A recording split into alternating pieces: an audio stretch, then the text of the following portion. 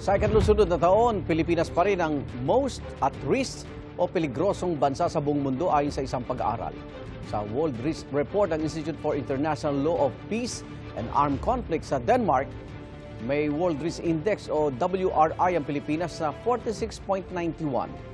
Nakuha ang datos sa pamamagitan ng pag-aaral sa exposure, vulnerability, susceptibility, pati na sa kawalan ng coping at adaptive capacities ng 193 na bansa sa mga sakuna, gulo, pandemic at giyera.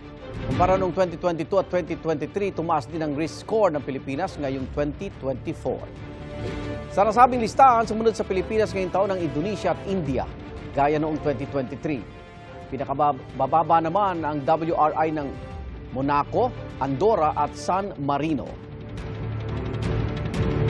Igan, mauna ka sa mga balita. Mag-subscribe sa GMA Integrated News sa YouTube. Sa mga kapuso abroad, subaybayan nyo kami sa GMA Pinoy TV at sa www.gmanews.tv.